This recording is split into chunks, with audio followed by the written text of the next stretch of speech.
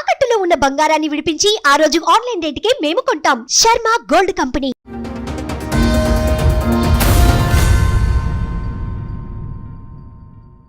Two 2013లో marriage అయింది. Arranged marriage ma'am. Screen record ఎట్లా పెట్టావు? ఆయన ఫోన్ లో రికార్డ్ పెట్టేసా? నా ఫోన్ మ్యామ్, వేరే ఫోన్. తన కార్లో నాకు అనుమానం వచ్చింది. కాదు, అంతసేపు రికార్డ్ ఆన్ లో ఎలా ఉంటది? మా అత్తయ్యకి కూడా పూర్తిగా వినిపించకుండా ఇంత గలీజ్ ఉందని అంటే వాళ్ళు కూడా ఓపెన్ చేశారు. సో కూతుర్ని లైన్ లో పెట్టాడు, కూతుర్ని పెళ్లి చేసేసుకున్నాడా? ఓకే, కానీ అక్కడ అమ్మతో తప్పు చేసింది, కార్లో మిస్టేక్ చేసింది అన్ని రికార్డింగ్లో వల్గర్గా పడింది.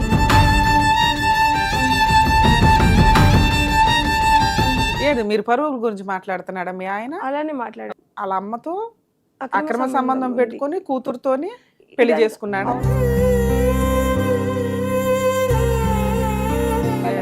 ఆవిడ భర్త ఉండగా మీ ఆయనతో పడుకొని ఆవిడ కూతుర్ని కూడా పణంగా పెట్టింది.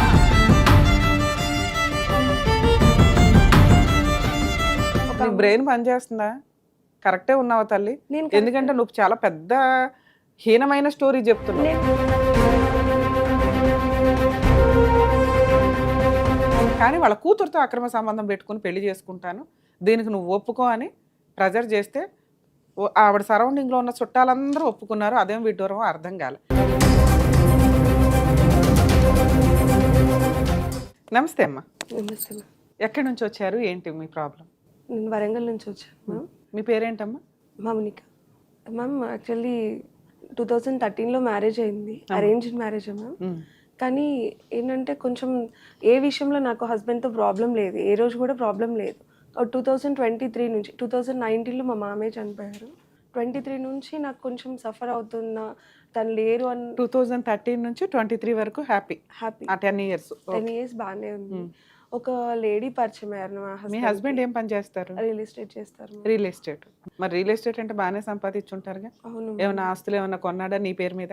అంటే ఓపెన్ ప్లాట్స్ అట్లా పెట్టి కొన్నారు. ఓకే, ఇన్వెస్ట్మెంట్ లో. స్టార్టింగ్ ఈ 2023 కన్నా ముందు బాబు పాప ఎప్పుడైతే నేను ప్రెగ్నెన్సీలో ఉన్నానో అప్పుడు కొని కొంచెం ఇన్వెస్ట్ చేశారు. 23 నుంచి కానీ ఇద్దరు బాబు పాప. 10 ఇయర్స్ బాబు, 7 ఇయర్స్ పాప ఉంది. ఓకే అమ్మా. సో 23 వరకు కూడా, అంటే 2019 వరకే మ్యామ్ తను ఏజ్ సంపాదించిన అప్పటి వరకే ఉంది. 19 నుంచి లేదు. అంటే ఉన్న ఇంట్లోకి రాకపోవడము, చెప్పకపోవడము అంత డిఫరెంట్. ఇంకా 23 నుంచి ఇంకా ఎక్కువైపోయింది. ఓకే. ఆ 23లో మా పక్కనకి కొంచెం రెంట్కి ఒక ఫ్యామిలీ వచ్చింది. నేను అప్పటికి గమనించుతూనే ఉన్నాను. Rented house ma'am. మేము ఇప్పటికీ రెంట్లోనే ఉన్నాము. సో రెంట్ పక్కన రెంటే, అంతకు ముందు ఉంది రెంటే, ఇప్పుడు ఉండేది కూడా రెంటే. మా పక్కకి వేరే వాళ్ళు కూడా రెంట్కి వచ్చారు. ఎవరెవరు ఉంటారు ఇంట్లో? మీ అత్త, నేను, అత్తయ్య, మా హస్బెండ్, ఇద్దరు పిల్లలు. మామయ్య 2019లో ఎక్స్పైర్ అయ్యారు. అప్పటి నుంచి నేను గమనిస్తూనే ఉన్నాను. ఏంటంటే తను బయట తిరగడము, రావడము, ఇంట్లో సరిగా ఉండకపోవడం నాకు గమనించాను. అయినా పర్లేదులే, ఇంట్లో అయితే బాగుంటున్నాడు, పిల్లలతో బాగుంటున్నాడు కదా అని ఎవరికి చెప్పుకోలేదు. అత్తయ్యకి, ఆడపడుచులకు మాత్రమే చెప్పుకున్నాను మ్యామ్. 2023లో ఇంకా ఒకరిని, నేను ఒక ఆంటీ, ఆవిడకి 3 పిల్లలు, తనతో ఎక్కువ క్లోజ్గా మాట్లాడడం, నవ్వడం చూసి కూడా నేను చెప్పాను ఒకసారి. బయట సరదాగా పెద్దవాళ్ళతో మాట్లాడుతూనే ఉంటాం, పక్కింటి వాళ్ళు, ఎదురింటి వాళ్ళతో. అలా అంత డౌట్ ఎందుకు వచ్చింది? అంటే నేను ఆ ఫ్యామిలీతో నేను కూడా మాట్లాడాను. ఆ టైంలో మా అత్తయ్యకి కొంచెం హెల్త్ ఇష్యూ ఉండేసరికి అక్కడ నుంచి మేము షిఫ్ట్ అయ్యాం వేరే హౌస్కి. అంటే హౌస్ షిఫ్ట్ చేయాలి అంటేనే షిఫ్ట్ చేసాం మేము. తర్వాత నుంచి అప్పుడు తను ఒప్పుకోలేదు. హౌస్ షిఫ్ట్ చేయడానికి కూడా చాలా గొడవ చేసిండ్రు. హౌస్ షిఫ్ట్ అయిన తర్వాత నుంచి ఇంకా ఇంట్లో సరిగా ఉండకపోవడము, నేను బయటికి వెళ్ళినప్పుడు వాళ్ళిద్దరికి అనిపించడం, కార్లో వెళ్తూ ఉంటే వస్తూ ఉంటే నాకు అనుమానం వచ్చి నాది ఒక ఓల్డ్ ఫోన్ రికార్డ్ చేసి కార్లో కింద పెట్టాను. కార్లో సీట్ కింద పెట్టేశాను. అందులో రికార్డింగ్లో టోటల్గా ఆ అమ్మాయి ఆవిడతో మాట్లాడినవి రికార్డింగ్ ఉందా? లేదు మ్యామ్. అయితే నేను ఎప్పుడు దొరికింది మీకు రికార్డింగ్? 2023లోనే. 2023 సమ్మర్ ఆ టైంలో, ఫెబ్ నుంచి ఈ టైంలో ఫెబ్లో మ్యామ్. నేను ఎందుకు అట్లా పెట్టానంటే అంతకుముందు అక్కడ ఉన్నప్పుడు చూసాను ఆంటీతో, నేను క్లోజ్గానే మాట్లాడాను. యాజ్ ఎ మదర్గా అనిపిస్తున్నారు ఆంటీ మీరు నాకు, మేము మా మమ్మీకి 3 ఆడపిల్లలము అని బాగా క్లోజ్గా మాట్లాడాను. వయసు ఉన్న ఆవిడతోటి మీ ఆయనకి అక్రమ సంబంధమా? అవును మ్యామ్. అంటే ఇంకా దాంట్లో వేరే కూడా ఉంది. చెప్పండి. సార్ నేను దొరకబట్టిన తర్వాత తను ఆవిడ వయసు ఎంత ఉంటుంది సుమారు? 40+ ఉంటుంది మ్యామ్. మీ హస్బెండ్ వయసు ఎంత? 38 ఉంటుంది. వారిని నాకు 35, తనకి 38 మ్యామ్. 38, ఆవిడ 40. ఇది ఏముందమ్మా, పెద్ద అమ్మ క్యారెక్టర్ లో ఎందుకు ఊహించావు?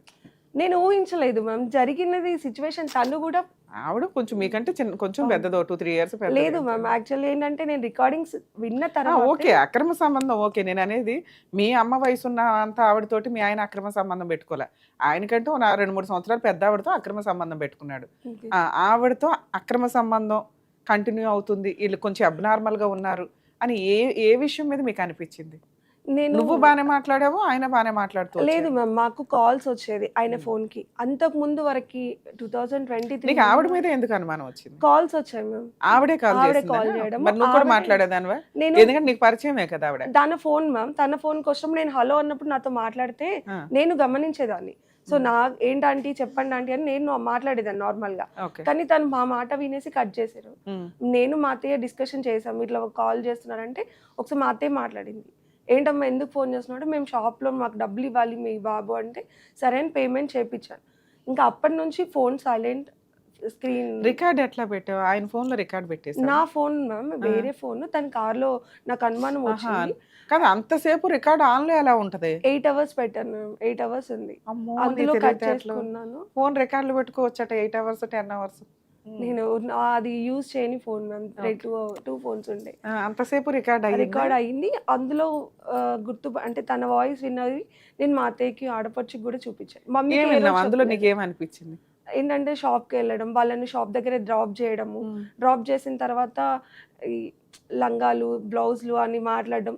సో ఇంట్లో వాళ్ళతో ఎట్లా మాట్లాడారో వాళ్ళతో అట్లానే మాట్లాడితే కూడా నేను అప్పటికి కూడా ఏం అనదు మ్యామ్, చెప్పాను. 8 hours రికార్డ్ వేస్ట్ అయింది అప్పటికి. నేను అడిగితే అవును నేను విన్నా, ఇంకొంచెం వేరే టాపిక్స్ కూడా ఉండే నాకు అందులో.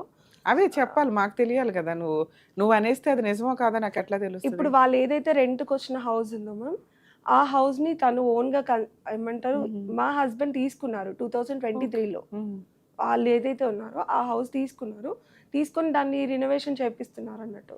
చేపించేటప్పుడు కాల్స్ చేసి, వేరే వాళ్ళకి కాల్ చేసి వాళ్ళు ఊరు వెళ్తారు, నువ్వు వచ్చి దీన్ని రిపేర్ చెయ్యి, వాళ్ళు ఉండరు అని మళ్ళీ వాళ్ళని మ్యారేజ్ దగ్గర డ్రాప్ చేయడము, ఇవన్నీ విన్నాను. ఇంకా కొంచెం వల్గర్ గా కూడా నాకు ఇంకా చెప్పుకోలేను. అడిగాను మా అత్తయ్యకి కూడా పూర్తిగా వినిపించకుండా ఇంత గలీజ్ ఉందని అంటే వాళ్ళు కూడా కోపం చేశారు. ఏమంటాడు మీ ఆయన? ఏమంటాడు? లేదు నాకు నిజమే అని ఒప్పుకున్నారు. గుడి దగ్గరికి వచ్చి ప్రమాణం చేశాడు కూడా మ్యామ్. ఏమని? ఇంక నుంచి ఆవిడతో తిరగను నాకు అంటే నేను అప్పుడు ప్రమాణం చేసేటప్పుడు ఇంకో ట్విస్ట్ చెప్పాడు. నేను వేరే ఆమెను మ్యారేజ్ చేసుకున్నా, ఈమె కాదు అని చెప్పేశాడు. నేను అదే అన్నా, ఇక ఇప్పటి నుంచి నేను ఇలాంటి పని చేయను, ఆమెతో తిరగను అని మాత్రం చెప్పిండు మ్యామ్. సరే వేరే ఆమెను మ్యారేజ్ చేసుకున్నా అంటే నన్ను భయపెట్టిస్తున్నాడేమో. అబద్ధం అనుకున్నాను. అది కూడా నేను చెప్పాను, మా ఇంట్లోనే చెప్పాను, మమ్మీ వాళ్ళకి చెప్పలేదు, అత్తయ్యకి ఆడపడుచులకు చెప్పాను. చెప్తే తను ఏమంటున్నారంటే వచ్చి అడిగారు మ్యామ్, మార్నింగ్ 4 o'clock నుంచి 8 o'clock వరకు వెయిట్ చేసి చెప్పు మ్యారేజ్ చేసుకున్నావు అని బెదిరిస్తున్నావా, నిజం చెప్తున్నావా అంటే లేదు నేను చేసుకున్నాను, వాళ్ళకి కూడా నిజం అలానే చెప్పిండు. వాళ్ళు ఏమన్నారంటే లేదమ్మా నిన్ను బెదిరియడానికి నువ్వు మంచిగా ఉండాలి. నేనేంటంటే మ్యామ్ బయట ఎవరితో తిరిగినా అడగాలి కదా అన్నట్టు అడగడం అంతే. అడిగి ఒక 1 hour లేకపోతే ఈవినింగ్ వరకు గొడవ, మళ్ళీ నైట్ అయిపోయేసరికి సపరేట్ క్లోజ్ అయిపోయేది, ఏం గొడవ ఉండదు. సో ఆ రోజు నేను మ్యారేజ్ చేసుకున్నాను మనిషి మరి చెప్పు ఎవరు అంటే కొంచెంగా నన్ను ఒప్పియడం, నేను ఇంకో ఆమెను నేను చేసుకున్నా, ఆమెకి పిల్లలు పుట్టిరు అని అబద్ధం ఆడాడు. లేదు నేను కరీంనగర్లో ఉంటుందని ఎన్ని అబద్ధాలు ఆడినా లాస్ట్ 2025 February శివరాత్రి రోజు నన్ను తీసుకెళ్ళి మళ్ళీ అదే గుడికి తీసుకెళ్ళి ప్రమాణం చేసి, నేను పెళ్లి చేసుకుంది ఆ అమ్మాయి వాళ్ళ మదర్, నీకు ఆ మదర్ అని చెప్పినా కదా, మదర్ కాదు, నేను మదర్తో తప్పు చేసిన అన్నది నిజమే, కానీ ఆ మదర్ కాదు, నాకు వాళ్ళ కూతురు అంటే ఇష్టం అని చెప్పాడు మ్యామ్. ఆ అమ్మాయి 18 years కూడా ఉంటుందో లేదో నాకు అంత ఐడియా లేదు. తను చెప్పాడు మొన్న June. సో వాళ్ళ అమ్మతో మాట్లాడేది అబద్ధం, ఏదో రొమాంటిక్ గా మాట్లాడేవి ఇవన్నీ కూతుర్ని లైన్ లో పెట్టడానికి.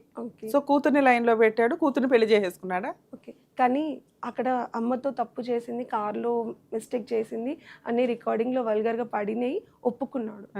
ఒప్పుకున్న తర్వాత కూడా ఆ రికార్డింగ్స్ నన్ను ఎందుకు తీపిచ్చాడంటే ఇది ఆమె ఏజ్ పెద్దది, నా విలువ పోతుంది, నా పరువు పోతుంది. ఏది మీరు పరువు గురించి మాట్లాడుతున్నాడా మీ ఆయన? అలానే మాట్లాడాడు. వాళ్ళ అమ్మతో అక్రమ సంబంధం పెట్టుకొని కూతురుతోని పెళ్లి చేసుకున్నాడా? అవును మ్యామ్. అయితే ఇంకొక ప్రాబ్లం ఎక్కడ వచ్చిందంటే మ్యామ్, అమ్మతో అక్రమ సంబంధం పెట్టుకున్నాడని వాళ్ళ హస్బెండ్ కి ఆ అమ్మ వాళ్ళ సన్ కి చెప్పాను నేను. డైరెక్ట్ గా కాల్ చేసి అమ్మా ఆవిడ భర్త కూడా ఉన్నాడా తల్లి? భర్త ఉన్నాడు, కొడుకున్నాడు, 2 పిల్లలు ఉన్నారు, ఆడపిల్లలు ఉన్నారు మ్యామ్. ఒక బ్రెయిన్ పనిచేస్తుందా? కరెక్టే ఉన్నావా తల్లి? నేను ఎందుకంటే నువ్వు చాలా పెద్ద హీనమైన స్టోరీ చెప్తున్నావు. నేను ప్రూఫ్ తో సహా వచ్చాను మ్యామ్. వాళ్ళ భర్త ఆవిడ భర్త ఉండగా మీ ఆయనతో పడుకొని ఆవిడ మళ్ళీ వాళ్ళ కూతుర్ని కూడా పణంగా పెట్టిందా? అంత పనికి మాలిన ఫ్యామిలీ వాళ్ళు. అవును మ్యామ్. అలా ఆయనకి చెప్తే అలా ఆయన ఇంకా కాపురం చేస్తున్నాడా? చెప్తే అలా ఆయన కాపురం recordings లో చేస్తున్నాడా లేదా? చేస్తున్నారు మ్యామ్. వాళ్ళకు గొడవలు వచ్చి ఒక 6 months అటు ఇటు చేశారు మ్యామ్. మమ్మల్ని కూడా నిద్రపోనీయకుండా కాల్స్ చేయడం, మీ వాళ్ళ ఇంట్లో గొడవలు అవును అయినాయి అంతే కదా. అన్నారు. మరి అన్న తర్వాత తను ఏమన్నారంటే, అమ్మా నీ భర్త నా భార్యతో కాదు నా కూతురు కావాలంటున్నాడు, మరి నా కూతురు పెళ్లి చేసుకుంటా అంటున్నాడు, నువ్వు ఒప్పుకుంటే నా బిడ్డని ఇస్తా అని చెప్పేసి నాకు ఆయన అన్నాడా? ఆయన రివర్స్ చేశారు. సూపర్. ఆయన అన్నాడు.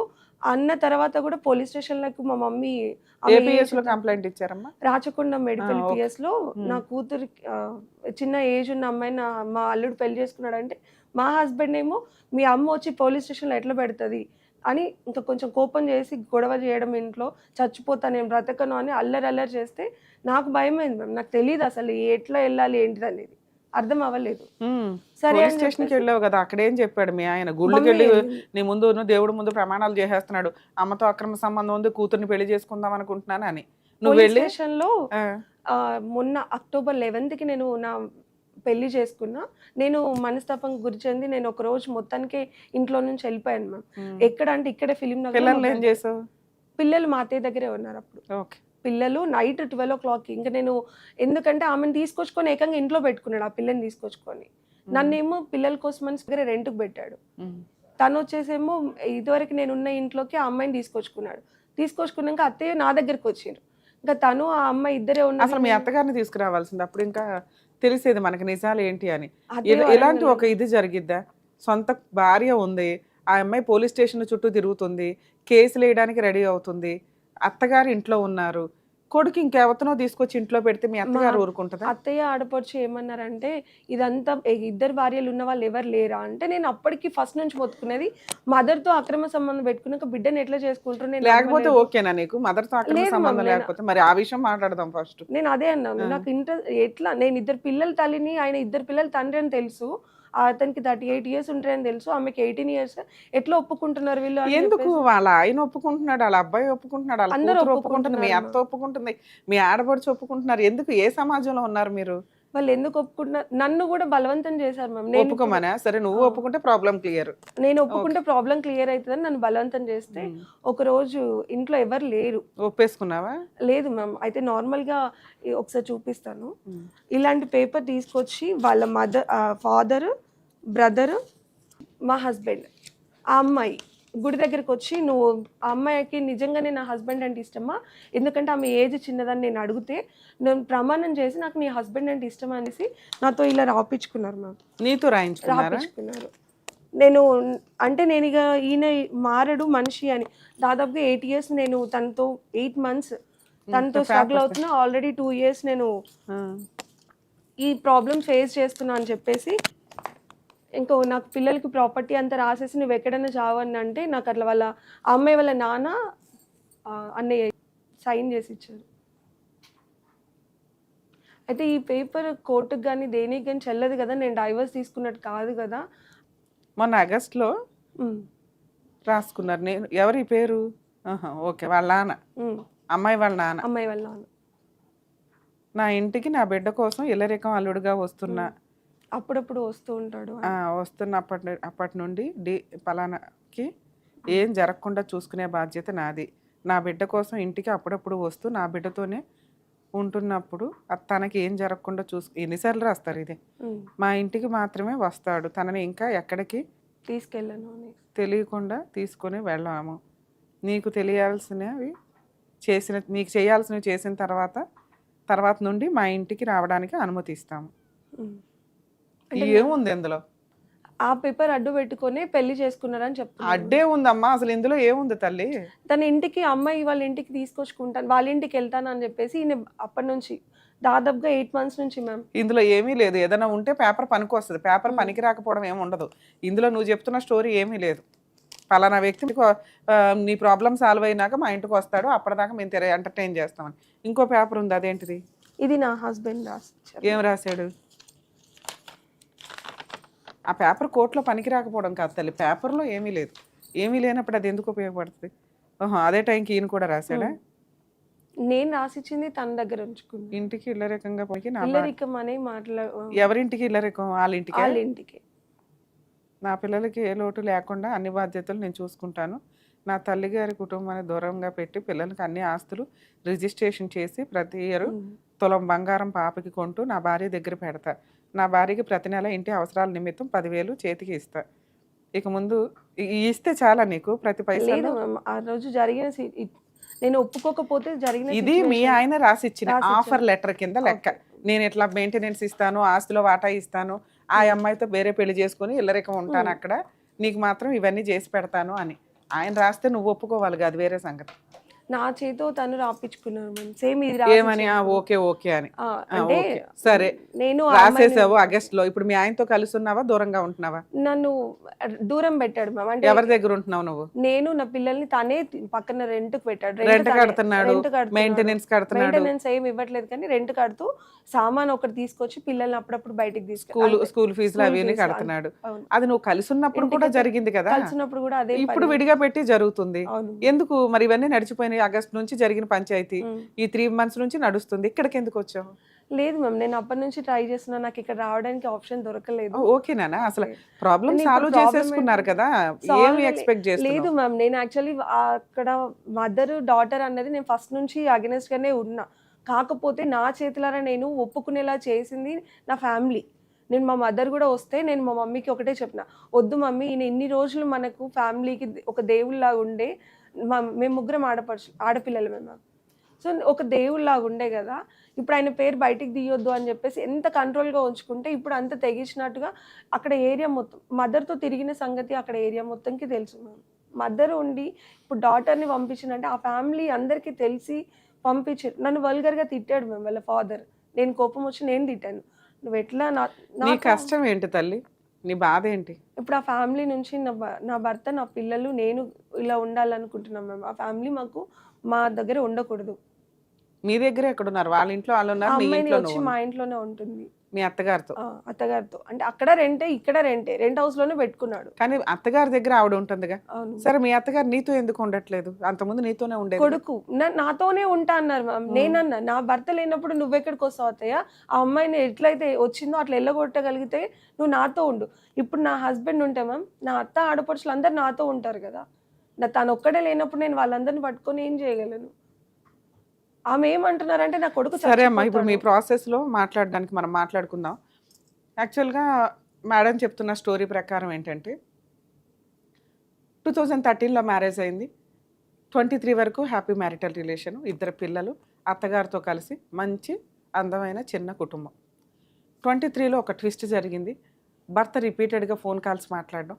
ఏంటి ఆ ఫోన్ కాల్స్ అని చెప్పి తనకున్న తెలివితేటలతోటి ఉన్న ఒక పాత ఫోన్ని 8 hours రికార్డ్ పెట్టి ఆయన కార్లోనో ఆయన వెళ్ళే వెహికల్లోనే పెట్టింది. ఆయన ఎక్కడికి వెళ్తే అక్కడికి వెళ్ళిన వ్యక్తి మరి రూమ్లోకి ఫోన్ ఎట్లా వెళ్ళింది, లేకపోతే మరి అందరూ నీ ఫోన్ ఉన్న దగ్గరకు వచ్చి మాట్లాడలేదు మ్యామ్. కార్లో తన ఫోన్ మాట్లాడడం, వాళ్ళు రావడం, ఓన్లీ జస్ట్ వెహికల్లో ఉన్న ఆ టాపిక్కే నీకు వినిపించింది. ఆ వినిపించినంతలో వాళ్ళకి ఆ అక్రమ సంబంధం ఉందని కన్ఫామ్ అయింది. ఆ కన్ఫామ్ అయిన అక్రమ సంబంధం ఇక్కడ రిటర్న్గా ఎక్కడా లేదు. పలానా ఏ అనే వ్యక్తితోటి అక్రమ సంబంధం ఉంది, దాన్ని వాళ్ళ ఆయన ఒప్పుకొని గుళ్ళో ప్రమాణం చేసి ఇక నుంచి ఆవిడతో అక్రమ సంబంధం పెట్టుకోను, కానీ వాళ్ళ కూతురుతో అక్రమ సంబంధం పెట్టుకొని పెళ్లి చేసుకుంటాను, దీనికి నువ్వు ఒప్పుకో అని ప్రెజర్ చేస్తే ఆవిడ సరౌండింగ్లో ఉన్న చుట్టాలందరూ ఒప్పుకున్నారు. అదేం విడ్డూరమో అర్థం కాలే. ఎవరైతే ఏ అనే వ్యక్తి ఉందో ఆవిడకి ఆల్రెడీ భర్త ఉన్నాడు, మగపిల్లడు ఉన్నాడు, ఆడపిల్ల ఉంది. ఆ ఆడపిల్లని ఇప్పుడు ఇడికిచ్చి పెళ్లి చేసిందట. దానికి వాళ్ళ ఆయన ఒప్పుకున్నాడంట. ఇక వీళ్ళ అత్తగారు ఒప్పుకున్నారు, వీళ్ళ ఆడపడుచులు ఒప్పుకున్నారు. ఇలాంటి ఒక అద్భుతమైన సంఘటనకి ఒక సెటిల్మెంట్ జరిగింది. అది ఈయన ఆ లెటర్లో ఎక్కడా కూడా వాళ్ళ హస్బెండ్ నేను పలానా అమ్మాయిని పెళ్లి చేసుకొని అక్కడ ఉంటాను అని రాయల. ఆయన ఏం రాశాడు అంటే, ఇదిగో నిన్ను వేరే పెడతాను, నీకు మంత్లీ మెయింటెనెన్స్ 10,000 ఇస్తాను, 2 పిల్లల పంచాయతీ నేనే చూసుకుంటాను, వాళ్ళ మెయింటెనెన్స్ చదువులు చూసుకుంటాను అలా అనేది ఏదో సెటిల్మెంట్ చేసుకున్నట్టు ఒక అగ్రిమెంట్ రాశాడు. పోలీస్ స్టేషన్లో పిటిషన్లో రాశాడు మ్యామ్. నేను October 11th నేను పెళ్లి చేసుకున్నా, 12th నా పెద్ద భార్య ఇంట్లో నుంచి వెళ్ళిపోయిందని నేను మిస్సింగ్ కంప్లైంట్ ఇచ్చాను నా పేరు. ఆయన నేను అది రెండో complaint అమ్మాయిని లో పెళ్లి చేసేసుకున్నాను అన్నాక నీకున్న బుద్ధికి రూల్ ప్రకారం కేసు ఫైల్ చేయాలి. మేము పోలీస్ స్టేషన్ చుట్టూ తిరుగుతున్నాను మ్యామ్. కాదు, నీకున్నవి రెండే ఆప్షన్స్. ఓకే. ఈ రోజు వాళ్ళు ఏంటంటే ఇవి proof చేతులు అడుగుతున్నారు. జరిగిపోయినాయి. ఒక్క నిమిషం నాన్న, క్రైమ్ జరగటానికి ముందు మా వంతు ప్రయత్నంగా మేము పిలిచి సెటిల్మెంట్ చేయడమా, కౌన్సిలింగ్ ఇవ్వడమా, లేకపోతే ఎంతవరకు లా ఉంటుందనేది కౌన్సిలింగ్ కూడా ఎక్స్ప్లెయిన్ చేసి జరిగింది మ్యామ్. మేడం వినండి, ఇవ్వడానికి ఒక అవకాశం ఉండేది మీకు. ఆల్రెడీ మీరు ఇంట్లో నుంచి బయటకు వచ్చి సపరేట్గా ఉంటున్నారు, మీ హస్బెండ్ మెయింటెనెన్స్లు చూసుకుంటున్నాడు, ఆయన ఆల్రెడీ వేరే పెళ్లి చేసేసుకున్నాడు, దానికి సంబంధించి మీకు పోలీస్ స్టేషన్లోనే ఒప్పుకున్నాడు, ఆయన అక్కడ ఉంటున్నాడు, ఆ భార్యను తెచ్చి మీ అత్తగారి దగ్గర పెట్టారు. ఇప్పటికిప్పుడు నేను పిలిచి ఆ మ్యారేజ్ జల్లదు అని దులిపేస్తే ఆయన యాక్సెప్ట్ చేయడు. అర్థమవుతుందా? ఆయన ముదిరిపోయాడు. ఇన్సిడెంట్లో ఒక అమ్మాయి ఇంట్లోకి రావడానికి ముందే మనం ఆపాల. ఆ రోజు ప్రాబ్లం సాల్వ్ అయితే చాలు అని మీరేమో ఒప్పేసుకొని ఈ రోజున మీకు కష్టంగా అనిపించింది 2 నెలలకి. భూప్రపంచంలో ఏ స్త్రీ, ఏ మహిళ కూడా, ఏ వైఫ్ కూడా సెకండ్ ఆవిడని యాక్సెప్ట్ చెయ్యరు. లేదు. అది తినడానికి అవకాశం ఉన్నా లేకపోయినా. ఒకవేళ తినడానికి అవకాశం లేదు, గతి లేక నేను బతుకున్నానండి, నేను సర్దుకుంటున్నానండి అనే అమ్మాయి సంపాదించడం ఎట్లా అని ఆలోచిస్తున్న రోజులు ఇవి. ఆడేసే ముష్టి నాకెందుకు, వాడేమో నాకు అన్యాయం చేసి నా గొంతు కోసి ఇదిగో గొంతు కోస్తున్నానని చెప్పి మరీ కోసాడు. నీకు ఆప్షన్ లేక పోలీస్ స్టేషన్కి వెళ్ళావు, అక్కడికి వచ్చి క్లియర్గా లైసెన్స్తో చెప్పాడు, అవును నేను పెళ్లి చేసుకున్నాను, ఈవిడికి గతి లేదు, పిల్లల్ని పోషించుకోలేదు, కాబట్టి నేను వేరే ఇల్లు చూపించి ఉంటే ఉండమనండి, లేకపోతే కేసు వేసుకోమనండి అని ఆఫర్ ఇచ్చినప్పుడు నువ్వు ఈ ఆఫరే ఎత్తుకున్నావు. ఎందుకంటే నువ్వు బయటికి వెళ్ళి పని చేసుకోలేవు, సంపాదించుకోలేవు, ఎవరు సపోర్ట్ లేరు నీకు కేసులు వేయడానికి. ఇప్పుడు రమ్య గారు వచ్చేసి మీ ఆయన్ని పిలిచి అక్కడ కట్ చేసేయడం అనేది కుదరదు. ఎవరు పోరాడాలి దీని గురించి? మీరు పోరాడాలి. ఎందుకంటే ఇది క్రైమ్, చిన్న తప్పు కాదు మీ ఆయన చేసింది. భార్య, 2 పిల్లలు ఉండగా ఇష్టం వచ్చినట్టు అక్రమ సంబంధాలు పెట్టుకొని ఆవిడికి ఎంత గతి లేదో కర్మ. నిజంగా ఇలా ఒక తప్పు చేయని స్త్రీ, ఒక భార్య, పిల్లలు ఉన్న కుటుంబాల్లోకి వచ్చే సెకండ్ హ్యాండ్ ఆడాళ్ళు ఎవరైతే ఉంటారో నిజంగా వీళ్ళు ఏడుపు తగిలి సర్వనాశనం అవుతారు. ఒక స్త్రీనే సగం అన్యాయాలు చేస్తున్నారు, ఇక మిగతా సగం జెంట్స్. వాళ్ళ ఒక్కళ్ళ మీద పడి ఏం చేస్తాం మనం? ఆ అమ్మాయికి బుద్ధి లేదా? వాళ్ళ అమ్మకి బుద్ధి లేదా? ఇంత హీనమైన సమాజంలో ఉంటున్నారా? వీటి మీద లీగల్ యాక్షన్ ఎవరు తీసుకోవాలి? మాకేం పని? ఎన్జిఓలకి ఏం పని? ఓ మీ ఇంట్లో తప్పు జరుగుతుంది, ఇట్లా కాదు ఇట్లా అంటానికి. మీరు ఫైట్ చేయాలి. మీరు ఆ ఫైట్ చేయకుండా తప్పు చేసి ఇక్కడికి వచ్చి మీ బాధ చెప్పుకుంటున్నారు. నాకు బాధ వేస్తుంది తప్ప. ఫైట్ చేయడానికి నీకు నీ చేతిలో ఆయుధాలు ఉన్నాయి, లా అండ్ ఆర్డర్ ఉంది. నువ్వు 2 ఆప్షన్స్ ఎత్తుక్కోవాలి. 2 ఆప్షన్స్లో నీకు ఏది కంఫర్టు? ఒకటి, ఇప్పుడు మీ ఆయన న్యాయదేవత అవతారం ఎత్తేసి సెటిల్మెంట్ చేసింది ఏదైతే ఉందో, నువ్వు ఆ ఇంట్లో ఉండు, ఆ అమ్మాయి ఈ ఇంట్లో ఉంటుంది, నేను 2 ఇళ్ళు తిరుగుతా. అప్పుడు నువ్వేం చేసావు? నీ కోపంతో సరే మీ అమ్మ వద్దు, నీ కుదిరినప్పుడు రా, నీ ఆస్తి ఏదో ఇవ్వు, నీ మెయింటెనెన్స్ ఏదో ఇవ్వు. అవి ఎన్ని రోజులు ఇస్తారో తెలుసా? నీ కోపం తగ్గే వరకే. నువ్వు ఈ రోజున ఉన్న కోపంలో వేసే కేసు స్ట్రాంగ్ కేసు. ఆ కోపం తగ్గిపోయినాక నీకు ఆల్రెడీ సంవత్సరం అయింది వాళ్ళిద్దరూ ఉండి, ఆల్రెడీ 3 సంవత్సరాలు అయింది, ఇప్పుడు నేను విడగొట్టేది ఏముంది? అలవాటు అయిపోతుంది. సొసైటీకి ఇప్పటికే అలవాటు అయిపోయింది, సొసైటీకి అలవాటు అయిపోద్ది, నీ చుట్టాలకు అలవాటు అయిపోద్ది, నీకు కూడా అలవాటు అయిపోద్ది. అప్పుడు కోర్టు ఏమంటుంది? ఏమో 3 సంవత్సరాలు పట్టిందా మీరు అందరూ పులిహార పంచాయతీలు చేసుకొని నా దగ్గరికి రావడానికి? తప్పు జరిగినప్పుడు, అన్యాయం జరిగినప్పుడు, క్రైమ్ చేసినప్పుడు చంప పగిలిపోయేలాగా ఫైటింగ్ చేయాలి క్యారెక్టర్ కోసం. ఆ ఫైటింగ్ నువ్వు చేయలే, ఎందుకంటే నిస్సహాయత. అప్పుడు బాధపడొద్దు, బ్రెయిన్లోంచి తీసే మా ఫ్యామిలీస్ అంతా ఇంతే అని అనుకో. ఎటో ఒకవైపు ఉండు, 2 చోట్ల ఊగిసలాడుకో. సైకలాజికల్ డిప్రెషన్తో ఒకసారి ఇంట్లో నుంచి వెళ్ళిపోయావు చూడు, అలా వెళ్ళిపోతే ఎవరికి అన్యాయం జరిగిద్దో చెప్పు? నీకు. నువ్వు పోతే ఇక్కడ ఎవ్వరికీ ఫరక్ పడదు, ఒక్క నీ 2 పిల్లలకే తప్ప. నువ్వు ఉంటే వాళ్ళకు ఒక 100 మంది ఉన్నట్టు లెక్క. నువ్వు కనీసం ఆ కాన్షియస్ కూడా నీకు లేదు. సూసైడ్ అటెంప్ట్ చేసుకోవడానికి పోయావు ఒకసారి. పోనీ అప్పుడు ఏమన్నా న్యాయంగా ఉన్నావా? ఇట్లాంటి వెధవకు బుద్ధి చెప్పాలి అని ఎక్కడన్నా అనుకున్నావా? ఉత్తనే పోలీస్ స్టేషన్కి వెళ్ళి సెటిల్మెంట్ చేసుకున్నావు. ఆ రోజు నీకు ఇష్టం ఉన్నా లేకపోయినా, నాన్న ఈ లెటర్ కరెక్ట్ కాదు, సర్దుకుంటే నువ్వు ఇక్కడికి రావద్దు. ఎటో ఒకవైపు సర్దుకుపోయావు. ఇప్పుడు సర్దుకుంటే నీ లైఫ్ ఎట్లా ఉంటుందో తెలుసా? మెయింటెనెన్స్ ఇస్తాడు, అక్కడ చూసుకుంటాడు, ఎక్కడ చూసుకుంటాడు, ఆయన పెద్ద మహారాజు. అర్థమవుతుందా? మీ అత్తగారు ఓటు అట్టుపడింది. యాక్చువల్గా నువ్వు సర్దుకునేటట్లయితే మీ అత్తగారి నీ వైపు ఉండాలి. అప్పుడు నువ్వు పెద్ద కోడలివి, నీ క్యారెక్టరు నువ్వు ఆల్రెడీ నీ భర్తతో కలిసి ఉన్నట్టే ఆవిడ కీప్ అవుతుంది. సెకండ్ మ్యారేజ్ లీగల్గా వ్యాలిడ్ కాదు కదా. నువ్వు మా ఆయనే లేనప్పుడు నువ్వెందుకు అనేయటం వల్ల మీ అత్తగారు ఉంటే 2 సార్లు వచ్చి మీ ఆయన 4 సార్లు వస్తాడు. నీ పిల్లలకి తండ్రి ఉంటాడు, నీకు భర్త ఉంటాడు. కీప్ బయట ఉన్నట్టు లెక్క. నువ్వు మీ అత్తగారిని ఇక్కడ తెచ్చుకోకపోవడం వల్ల అక్కడ సెకండ్ భార్య మంచిది, సెకండ్ భార్య అయింది, కీప్ అవల. ఓకే, సెకండ్ భార్య మంచిది, అత్తగారిని పువ్వుల్లో పెట్టుకొని చూసుకుంటుంది. ఫస్ట్ భార్య గయాళి గంప బయటికి వెళ్ళిపోయింది పిల్లల్ని తీసుకొని. అమ్మో మా పిల్లోడు కష్టపడిపోతున్నాడమ్మా, తెచ్చిన 10 రూపాయలు అక్కడ 5 రూపాయలు ఇక్కడ 5 రూపాయలు ఇవ్వలేక అని మళ్ళీ వేలు నీ వైపే చూపిస్తున్నారు. అలాంటి హీనమైన కుటుంబ ఫ్యామిలీ సర్కిల్ నీది. అర్థమవుతుందా? సో సర్దుకుంటే మీ అత్తగారిని కూడా తెచ్చుకొని నువ్వు పెద్ద భార్య ఆవిడ కీప్ అనే క్యారెక్టర్ వచ్చేలాగా చూసుకొని ఎక్కడికక్కడ ఫైనాన్షియల్ కంట్రోల్ నీ గ్రిప్లో పెట్టుకుంటూ ఉండు. అయిపోయింది, సర్దుకున్నావు. సర్దుకుంటే పూర్తిగా ఇక లౌక్యం ప్రదర్శించు. చాణక్య లౌక్యం అంటారు చూడు, అన్ని తెలివితేటలు ప్రదర్శిస్తూ ఫైనాన్స్ మీద కాన్సన్ట్రేట్ చేయి. ఎంత ఇన్కమ్ వస్తుంది, అక్కడ ఎంత పంపిస్తున్నాడు, అక్కడ 3 రూపాయలు వెళ్ళాలా, ముందు పిల్లల మీద ఆస్తులు కానీ ఇవన్నీ రాశాడు కదా, అవి స్ట్రాంగ్గా వచ్చేలాగా రాయించుకో. ముందు ప్రాపర్టీ రిజిస్ట్రేషన్ కంప్లీట్ చేయించు.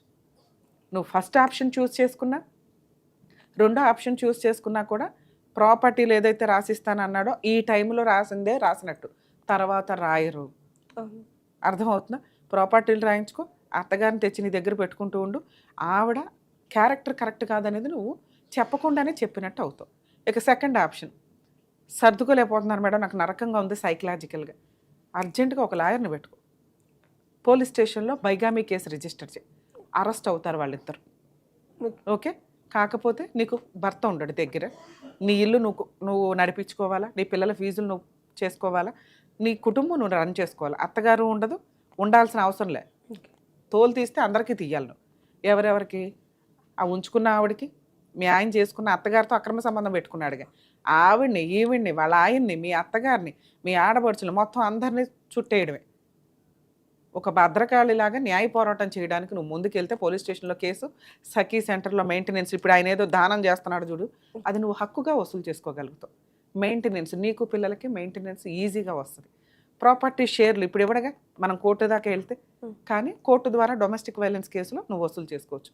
ఈ 2 కేసులు, ఒకటి వాళ్ళు అరెస్ట్ అవుతారు, 2 నీకు ఇస్తానన్న మెయింటెనెన్స్ 6 months 8 months పడతాయి తప్ప ఖచ్చితంగా నీకు ఫ్రీ లీగల్ ఎయిడ్ దొరుకుతుంది. మెయింటెనెన్స్లో ఆస్తుల వాటా కూడా నీ పిల్లలకి వస్తుంది. ఎందుకంటే ఇది చాలా పెద్ద కేసు. తప్పు చేసిన వాళ్ళని క్షమించి కాపురాలు నిలబెట్టుకోవచ్చు. అక్రమ సంబంధం పెట్టుకున్నాడు, సరే 2 పిల్లలు నువ్వు సర్దుకుందాం అనుకుంటున్నావు కాబట్టి పోన్లేనైనా కౌన్సిలింగ్ ఇచ్చి ఇట్లా అని అనొచ్చు. క్రైమ్ చేసేసాడు. భార్య ఉండగా ఒక లైసెన్స్గా ఇంకో అమ్మాయిని పెళ్లి చేసుకున్నాడు. ఇలాంటి వ్యక్తిని క్షమించమని నేనైతే అనను. సెకండ్ ఆప్షన్ చూసుకోమని చెప్తా. కానీ చెప్పడం వేరు, ప్రాక్టికల్గా ఫేస్ చేయడం వేరు కదా నాన్న. ఇంటికి వెళ్ళు, ఆలోచించుకో, ఒక షీట్ వేసుకొని ఇగో ఇతనితో కలిసి ఉంటే ఇట్లా కంఫర్ట్ జోన్ ఇంతే. అప్పుడు బ్రెయిన్లో నుంచి నీకున్న టెన్షన్ తీసే. కనీసం నేను చెప్పినట్టు మీ అత్తగారిని నీ దగ్గర పెట్టుకొని నువ్వు ఫస్ట్ భార్య ఆవిడ కీప్ అనే క్యారెక్టర్ని ఇది చేయి. లేదా లీగల్గా దిగిపో, అడ్డంగా వెళ్ళు. 5 years అన్న ఫైటింగ్ నడుస్తుంది. మ్యాక్సిమం 1.5 yearలో నీకు మెయింటెనెన్స్ అయితే ఆర్డర్ అవుతుంది. నువ్వు కేసు వేసిన దగ్గర నుంచి నీకు 498 కేసు ఫ్రీ, డొమెస్టిక్ వైలెన్స్ కేసు సఖీ సెంటర్కి వెళ్ళి వేసుకో, అది కూడా ఫ్రీ. సరే, కొంచెం ధైర్యంగా ఉండు నాన్న. రెండిట్లో ఏదో ఒకటి, 2 బ్రెయిన్లో పెట్టుకొని ఇబ్బంది పడమాకు. ఎందుకంటే ఇక్కడ ఒక్కసారి బ్రెయిన్లో డ్యామేజ్ అయ్యింది ఆలోచన విధానం అంటే అది బాడీ మీద పడుతుంది, పిల్లల మీద పడుతుంది. సర్దుకుంటే పూర్తిగా సర్దుకో, లేకపోతే పూర్తిగా బయటకు వచ్చి వాళ్ళు తోలుతాయి. అప్పుడు ఆటోమేటిక్గా ఆవిడకి ఈలోపు ఎవరొకటి దొరుకుతాడు, కట్ చేసుకుంటుంది మీ ఆయన్ని.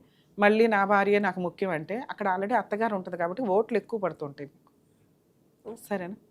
ధైర్యంగా ఉంది తల్లి. All the best. Thank you. బాబోయ్, చాలా దారుణంగా ఉంది. అంటే తప్పు చేస్తే అక్రమ సంబంధాలు పెట్టుకుంటే సరే పిల్లలు ఉన్నారు కదా కౌన్సిలింగ్ ఇచ్చో లేకపోతే ఇంకో రకంగానే సర్దుకోండి అని చెప్పొచ్చు. కానీ పాపం ఒక నిస్సహాయ స్త్రీ అని తెలిసి కూడా ఒక భర్త దేవుడితో సమానం ఒక భార్యకి, కానీ ఇంకొక స్త్రీని తీసుకొచ్చి ఇదిగో ఈ అమ్మాయితో నేను పెళ్లి చేసుకున్నాను అంటే అది క్రైమ్ కింద లెక్క ప్రజెంట్ మనకున్న లా అండ్ ఆర్డర్ ప్రకారం. సో అటువంటి వ్యక్తులు నిజంగా ఫైట్ చేయాలి అనుకుంటే పోలీస్ స్టేషన్లో 498 కేసు, బైగామీ కేసుతో పాటు సఖీ సెంటర్లో 4 DVC కేసులు కూడా ఫైల్ చేయొచ్చు. కానీ వీళ్ళకి బ్యాక్గ్రౌండ్లో సరిగ్గా ఏం సపోర్ట్ లేకపోవడం వల్ల చాలామంది పాపం సైకలాజికల్గా డిప్రెషన్లోకి వెళ్ళటమో సూసైడ్ అటెంప్ట్స్ చేయడమో చేస్తున్నారు.